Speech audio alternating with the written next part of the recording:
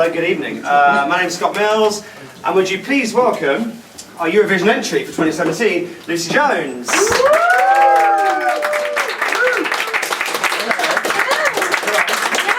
the first time anyone said that. What? The Eurovision entry 2017. Apart from the stage. Oh yeah, apart from that. You probably didn't hear that. How are you feeling, please? I don't really know. I'm very excited, and I'm still shaking a little bit. I can't believe that people chose me. Yeah. How wonderful is that? Representing the UK in Kiev this year. Representing the UK as a singer. That's so cool. I thought only sport people did that. This is such an honour. I think it's fair to say, and I think we all agree in here, that everyone performed amazingly tonight. Have you got any comments to the other contestants? Because I saw you all just there in the dressing room. Everyone gets on so well. Yeah. There's no element of like, I can't believe.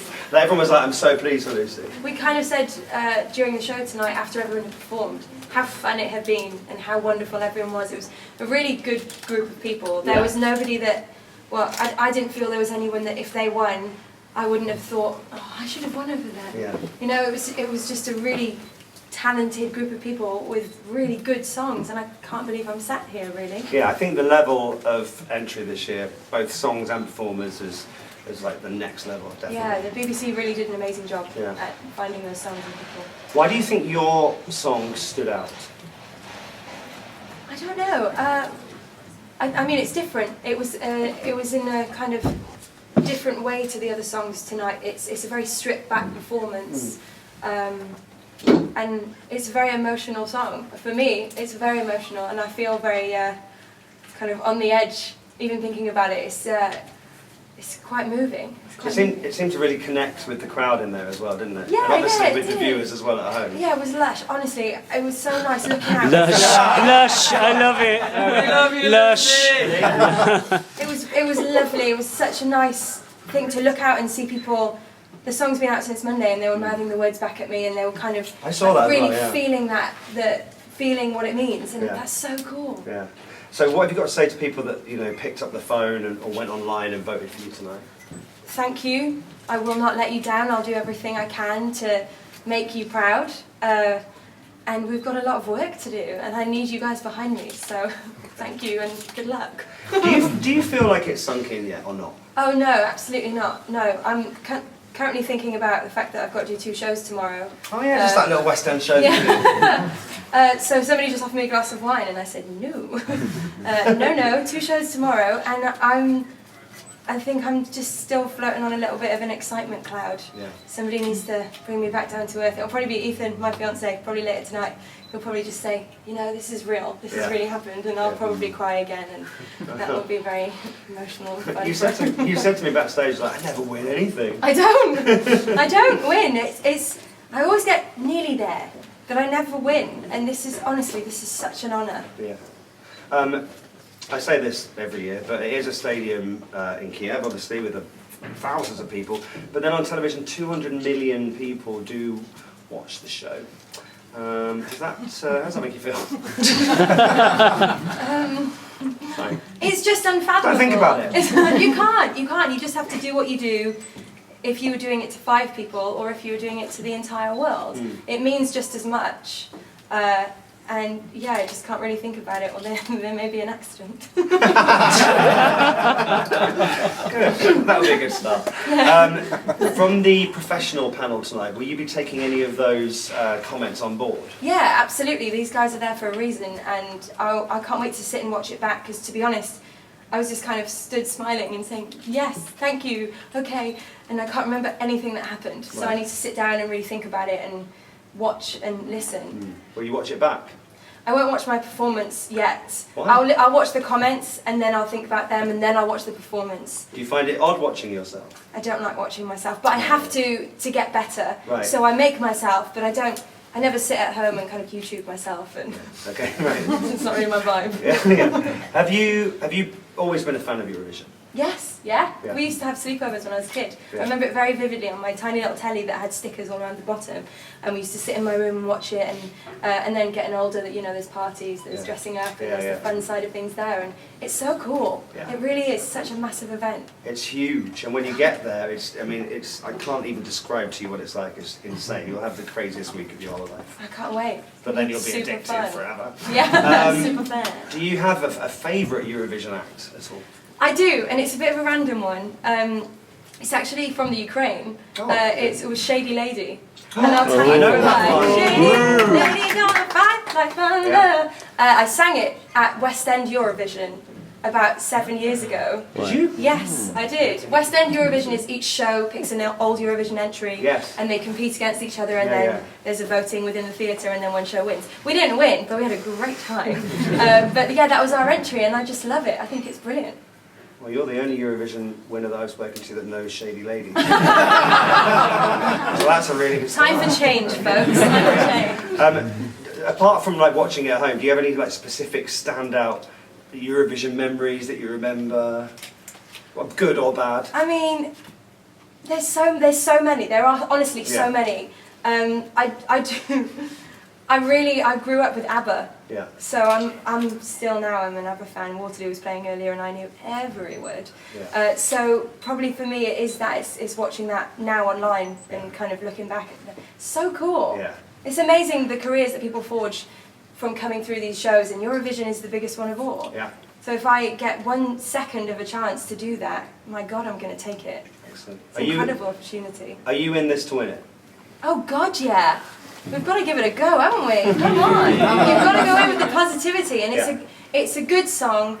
And the guys who are working on the creative side, the staging and the lighting, and they're second to none. They're amazing. So we have to go in hoping to win. Yeah. I don't know. What do you think? I think I agree. Yeah. You've got to be positive. Right, okay, let's have some questions from the floor. If you want to just put your hands up and say where you're from and ask your question. Who've we got? Yeah, so it's Mike from ESCKAZ.com. How is your touring in China? I understand you toured with your musicals there. Can you tell me some things about that? And how are you going to reconcile your commitments to your current musical and the Eurovision events that are coming up? Yes. The longest question ever. Yeah, it's two, really. Hog the time. Hog the time. I'll round it all into one answer. Okay. Musical theatre for me has been part of my life for a very, very long time, and it by no ever means was it a backup after I did the X Factor and I didn't win. Okay. It was something that I always wanted to do, and it's something that I would continue to want to do. And my commitments with Rent the Musical, which I'm currently performing in, they're not faltering now. There is a way of doing both. The producers have been so supportive and amazing. Okay. And we will continue That's good to hear. perform with Rent. I love it. I get to go on stage and moo every night. I know that makes no sense, but I literally moo. Someone just moved that. Yeah, that's my dad. Yeah. Does he always do that every single Every time I say moo, he moves. Okay, He's got it. trained. Okay, got it. My dad. All right. Okay, who's next? Yes, sir. Hi, I'm Robin from Belfast 89. Hello. Whatever happens in Eurovision, because you don't know the result, but do you realise how much this will change your life? And it will. I don't know. Do I? I think, you know what, Eurovision is an incredible thing. It really is an incredible, incredible event, and it's huge. So I'm anticipating change. I don't know what that's going to be, but I'm going to take every day as it comes, and I can't wait. So you've got It's a gonna be good a lot head of on your fun. shoulders. Thank you. I got it from my mum and dad. What, the man that moves? Not the finest moment, but it made sense to us, and that's all that matters. Yes. Kevin from ITV News. Hello. Congratulations, Lucie. Thank you Well very done. much. Beautiful voice and a great performance. Oh, We're very thank proud you. of you already. Thank you. So, representing the United Kingdom in Eurovision is a huge responsibility. I'm sure you absolutely understand that. That's fair. How do you feel about that? How do you feel about representing the UK this year in particular, in 2017? Well, there's been a lot going on, and Eurovision is an event that's all about unity and happiness and supporting every person from everywhere.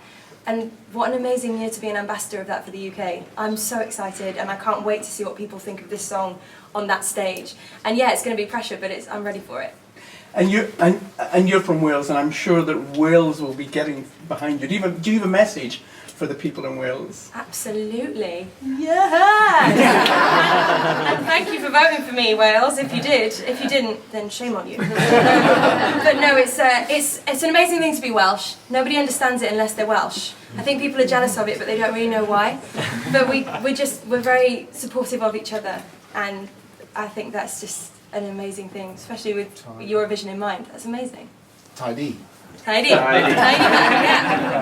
Yes, yes. Hi, it's Nick from What's on TV. I saw the song was co-written by Emily de Forest. Yes. And obviously she's won it before. Is she going to be giving you advice on what to do for Kiev? She's already taken the no shoes advice. I know, but I can't wear shoes. Honestly, if I wear shoes, they come off after about 3 seconds, so there's just no point.